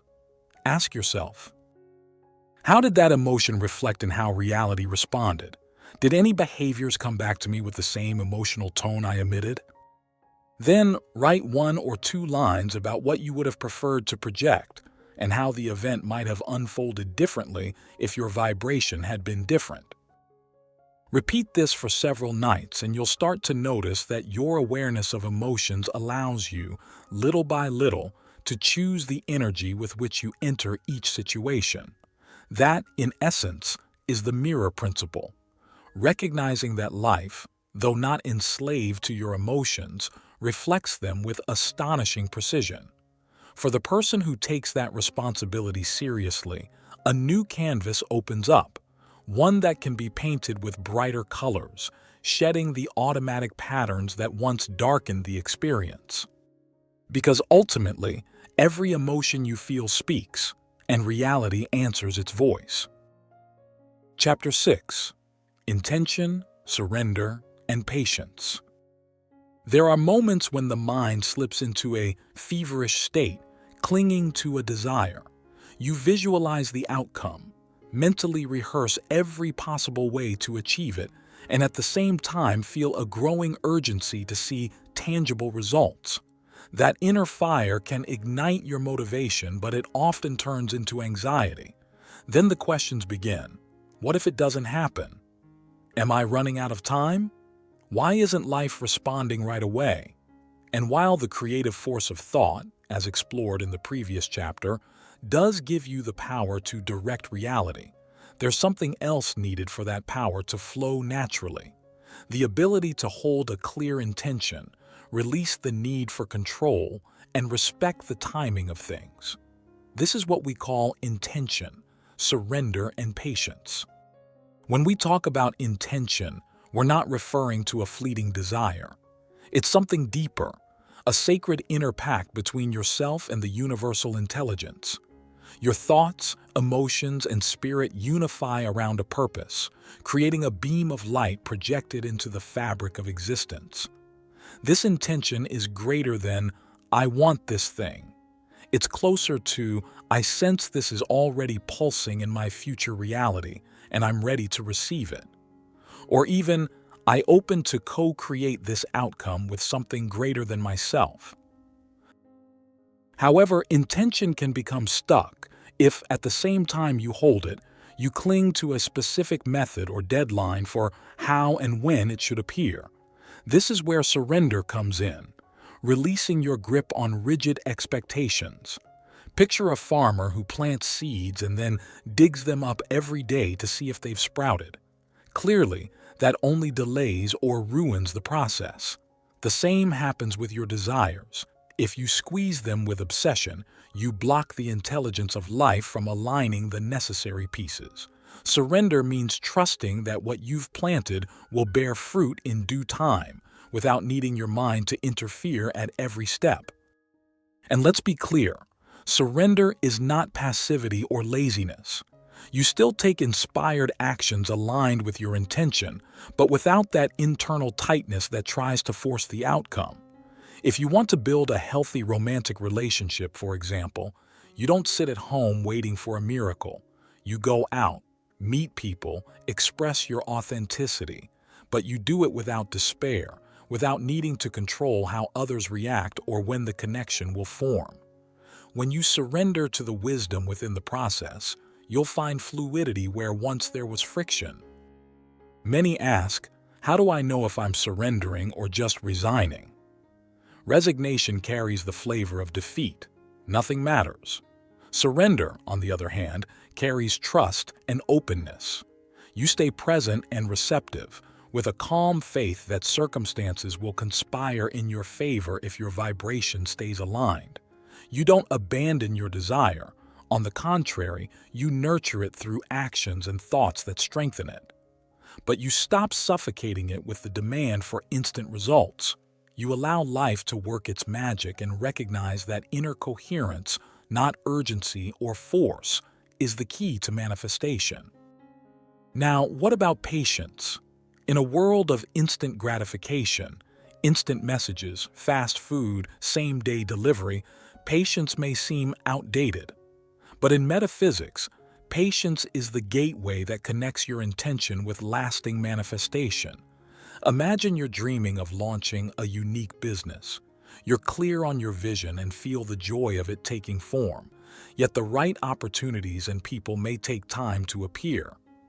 If you rush and force mismatched partnerships just to move forward, you might waste energy or end up entangled in unnecessary conflict. Patience protects you from premature steps. It gives space for true synchronicities to emerge and ensures your energy doesn't collapse into despair when the first month brings no apparent progress. Some may call this too idealistic or fear it leads to inaction. But patience is not inaction. It is conscious action woven with the trust that what you don't yet see might be taking shape beneath the surface. Just like the strongest trees don't sprout overnight, they spend time growing deep roots first. We might say that patience allows your desire to root itself in the energetic soil before breaking through. That's why urgency often produces unstable or fleeting results. The seed had no foundation. This isn't about waiting forever or postponing life. It's about knowing when external action is truly aligned with internal movement. That's the wisdom, synchronizing inner planting, thought, and emotion with external action that reinforces it. An example, Aylin wanted to launch an artistic project. Every night she visualized her completed work, feeling the fullness of having brought it into the world. She did it with conviction. Meanwhile, she studied techniques and practiced daily, making steady progress without obsessing over the final goal. At first, nothing special happened, but she held her intention and her love for the work. Weeks later, an acquaintance reached out, offering her a chance to exhibit her work in a cultural space. It wasn't a coincidence. It was the natural result of her energy aligning with that frequency. Her patience in not abandoning her practice led her to the next piece of the puzzle. Now let's go deeper into how these three attitudes, clear intention, trusting surrender, and active patience, form the core of the metaphysical flow. Together, they make manifestation more than an occasional miracle. They turn it into a way of life, a daily dance with the unseen. And let's not forget, magic is not a fireworks show. It is the graceful meeting between what you long for and what life reveals, born from the stillness of a will free of tension. There comes a moment when the mind falls silent and you feel something inside sync with a larger pulse. You've defined a desire, one your heart recognizes as authentic, and suddenly, life seems to move with you, not against you. That union between your intention and the universe's forces doesn't happen by accident. It's the fruit of surrendered trust and watchful patience. When these three qualities, intention, surrender, patience, join hands, doors that once seemed shut begin to open effortlessly. Of course, it's natural for the impatient mind to get restless. You long for that fulfilling relationship, that blooming project, that long-awaited financial breakthrough, and you want it now, as if reality were a same-day delivery system. Metaphysics doesn't ask you to deny that urgency. It invites you to guide it wisely. Think of a craftsman who envisions a piece in his mind. He doesn't rush or carve carelessly. He sits quietly, sensing how the form emerges from the material. That calm is the product of surrender to an inner rhythm that doesn't bow to haste. The same applies to your manifestation process. An intention that truly creates isn't a passing whim. It's a vision rooted in your emotional bedrock. To strengthen that vision, some choose simple rituals, perhaps lighting a candle for a few minutes each day while focusing not just on the goal, but on the state of being they wish to embody. Others write down their intention and keep it where they can see it, as a reminder of what they're cultivating. It's not the candle or paper that holds the power, it's the consistency of thought and feeling. If doubt lingers beneath, the ritual does little. But if your emotion is in harmony with the belief that you deserve and can receive it, the candlelight or written word becomes an anchor for that resonance. Then comes surrender. It's not enough to say, "I visualized it. I want it now." Sometimes anxiety pushes you to obsess, to micromanage every detail, to ask constantly, "Why isn't it here yet?" That kind of pressure tends to suffocate the process, like a helicopter parent who won't let their child walk on their own. Surrender means realizing your will isn't the only force at play. There is a higher order weaving threads you can't yet see. You're not giving up on your desire. You're opening to the creative intelligence of the cosmos, which often surprises you with paths far better than you planned. You accept that reality doesn't obey like a servant. It responds to the harmony you cultivate and the unseen choreography of timing. The result might differ from what you pictured, but often it's more beautiful or more aligned with your evolution. That surrender feeds your patience. When something doesn't unfold when expected, instead of tightening with frustration, you let the seed mature in the unseen. Maybe the delay exists because you still need to learn something first, or because someone else involved isn't yet ready. Synchronicity can't flow if you demand everything happens your way, on your clock. Patience is not resignation. You keep moving, doing what you can with faith, but you stop trying to rip fruit before its season. Those who master this discover a surprising relief. You stop living in tension and open to wonder, like the traveler who walks many miles and suddenly stumbles upon a hidden spring. He finds it because he kept walking with trust, not because he smashed every rock hoping water would spill out. One final key: coherence. Your intention is not just expressed through affirmations, it shows in your daily actions. You don't say, "I want to prosper," and then sabotage yourself with reckless spending or constant statements of lack. You don't say, "I want to live in peace," and then start needless arguments. This doesn't mean you must become perfect overnight, but step by step, you forge alignment between your desire and your behavior. Patience helps you accept that habits take time to shift. Surrender helps you release the urge to give up when old patterns resurface.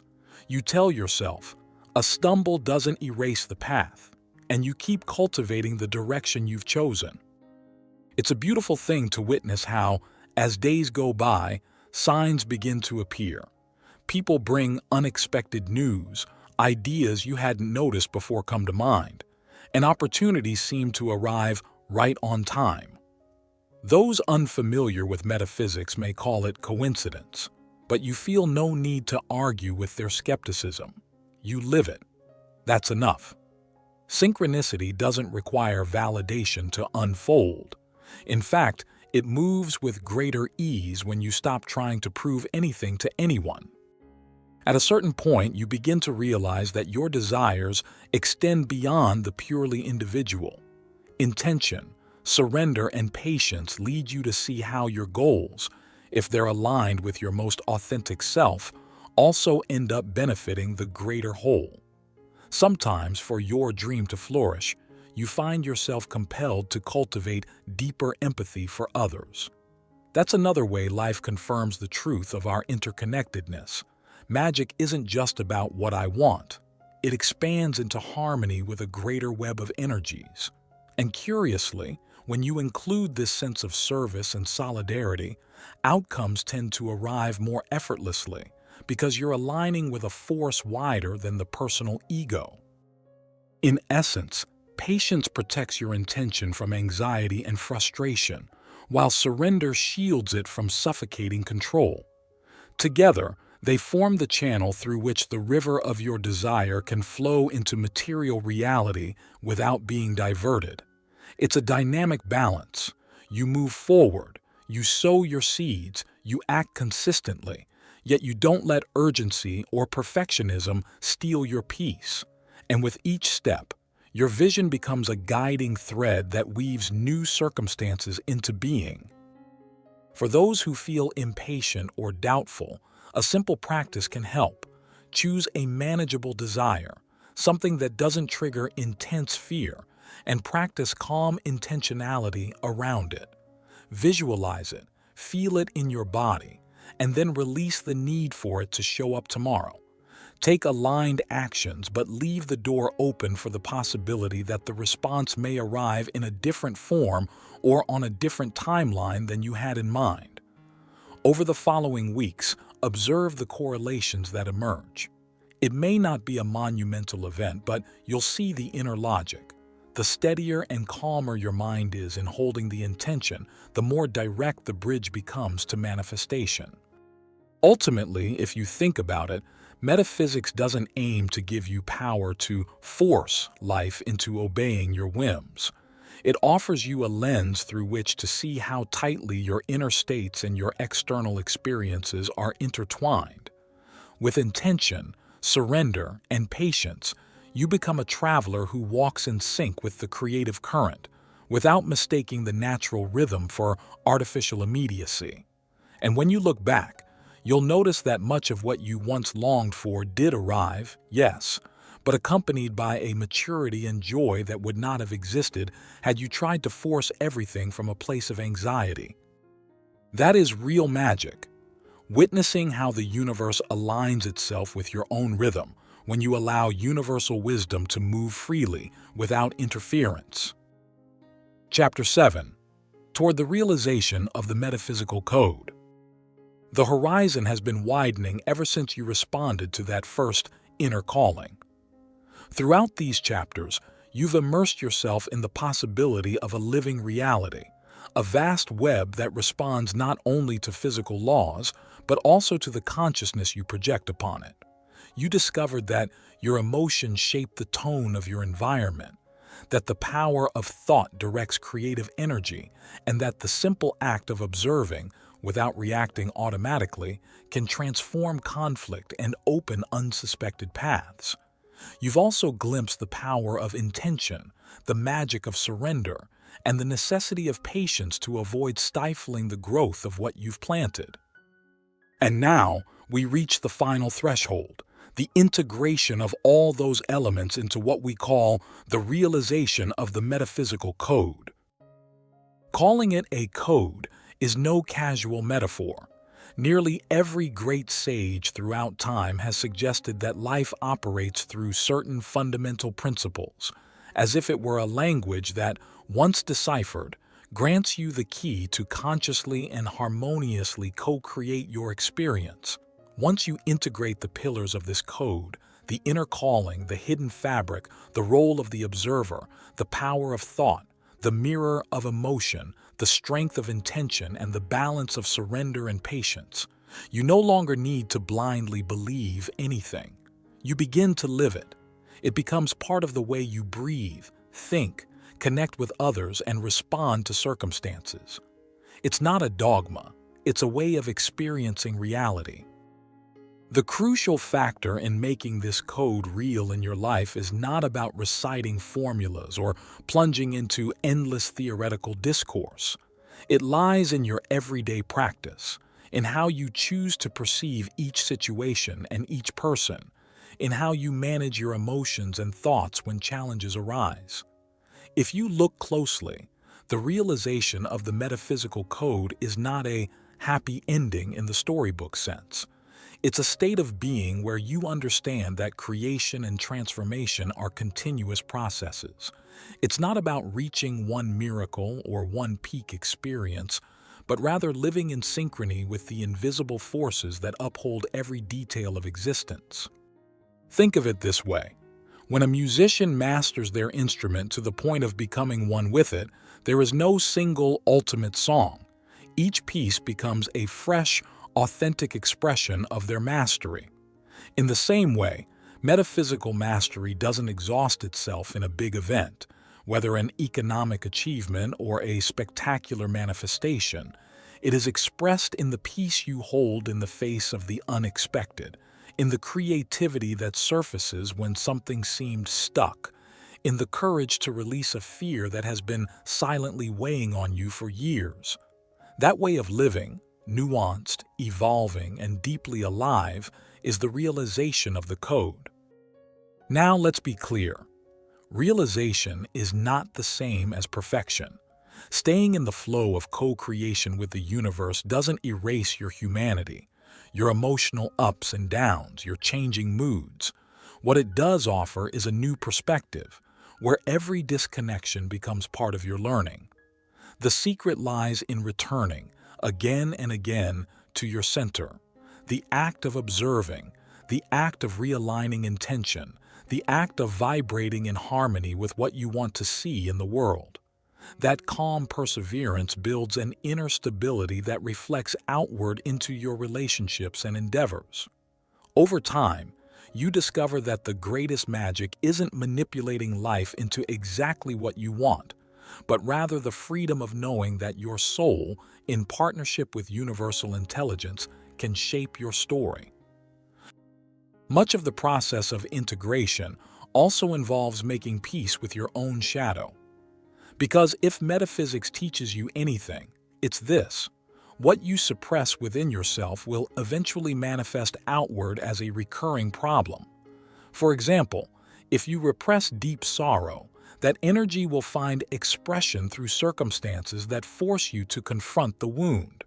But the bad news becomes good news when you realize that instead of running from that pain, you can welcome it into your awareness, observe it without judgment, and allow it to heal. And as it heals, your overall vibration rises, your outer mirror shifts, and opportunities that once eluded you begin knocking at your door. Thus, the realization of the metaphysical code doesn't come in the form of an extraordinary feat, but through the unification of all the principles explored. You've heard the inner voice that called you beyond mental routine. You've identified the invisible web connecting your inner world with external events.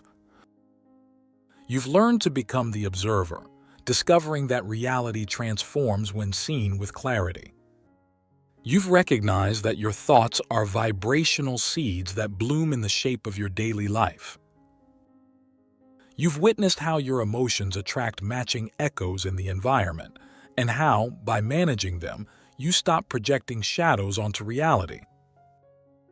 You've understood the transformative power of focused intention, the liberating strength of surrender, and the patient timing that allows the universe to unfold without interference. With all of this, you reach a point where your perception shifts. You no longer live in a fixed and immutable world, but in a living stage where every second is woven from threads of energy and consciousness, and you realize that your hands are part of that weaving. You can reshape the tapestry of your story without denying the threads of others, because in the end, we are a collective of souls, each contributing our strand to the design of a greater whole.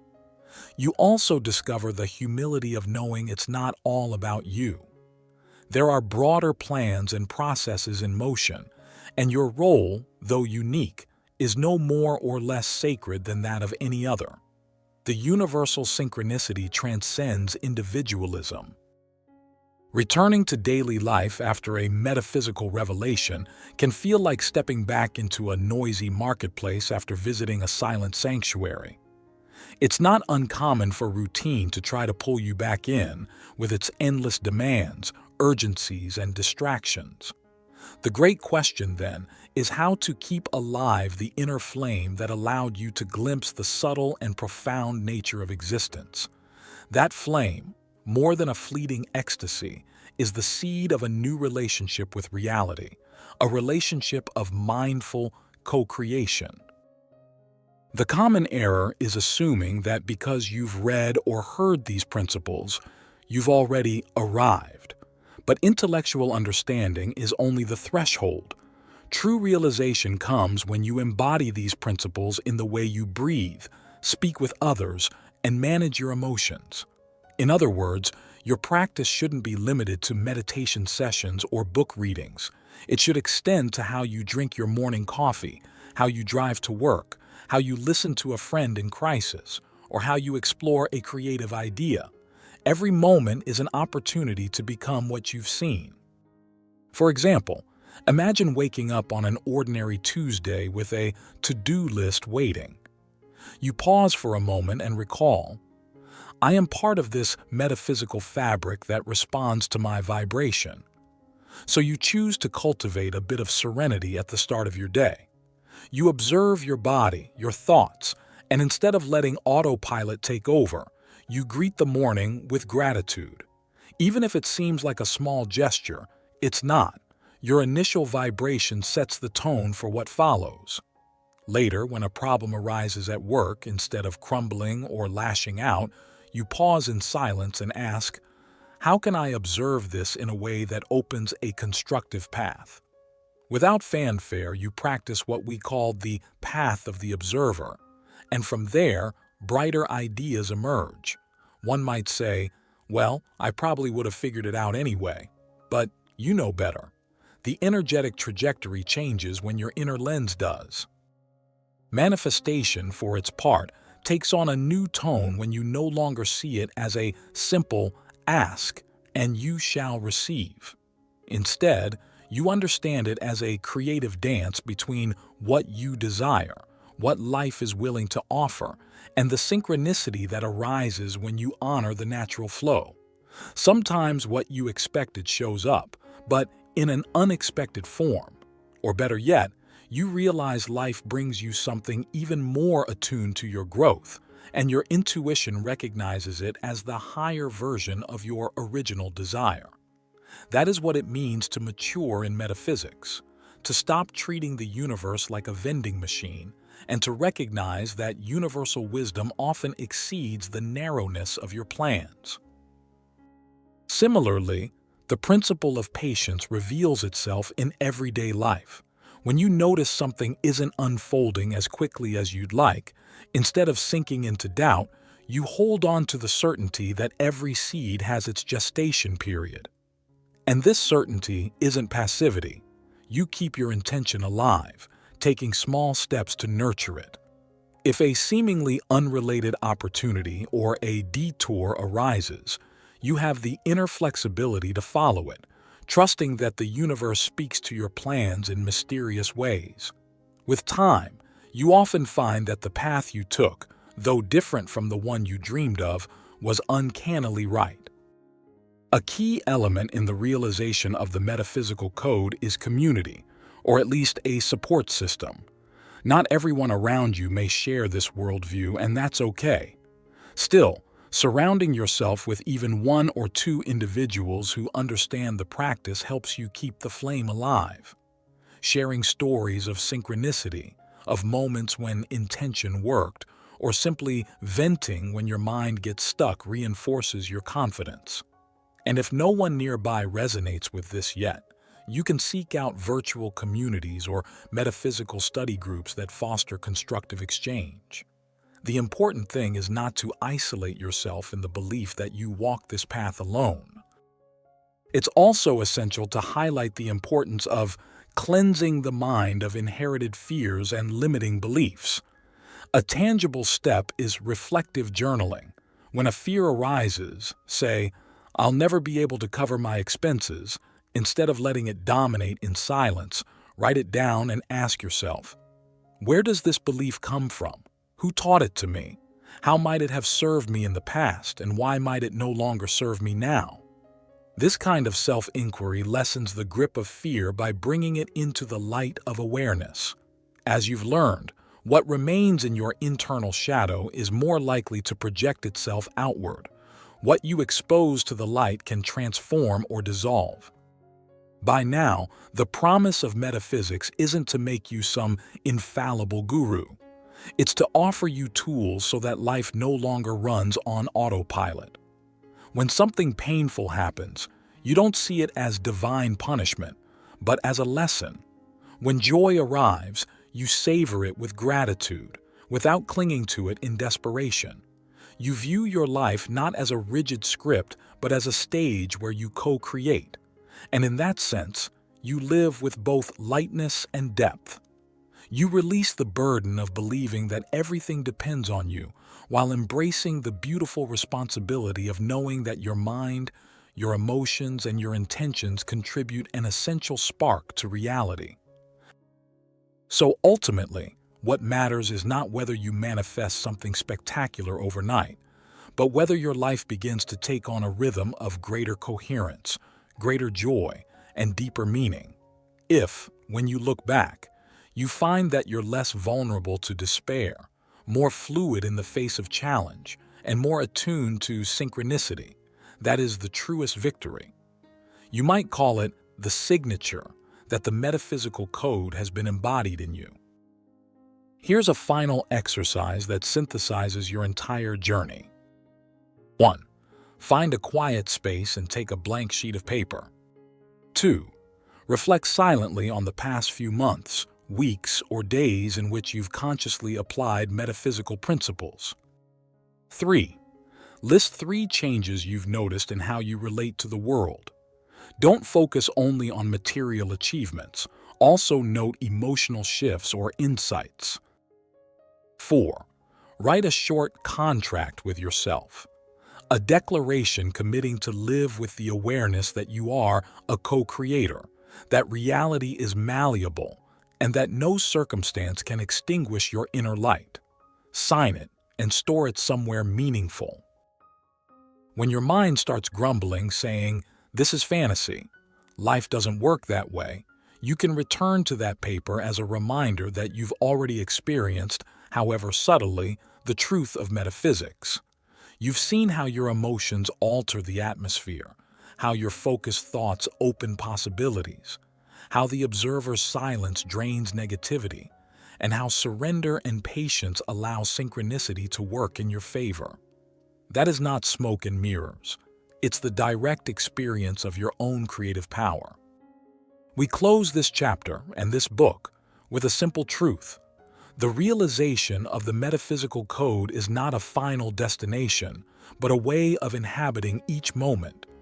The universe, with all its visible and invisible forces, keeps dancing, and you, with awakened consciousness, join that dance. From here, your task is to continue polishing each principle, discovering new nuances, and experiencing the magic that unfolds when your mind and heart work in harmony with the whole. Because, in the end, metaphysics is not theory or doctrine. It's the adventure of living in tune with both the transcendent and the everyday. And that adventure, dear reader, is only just beginning.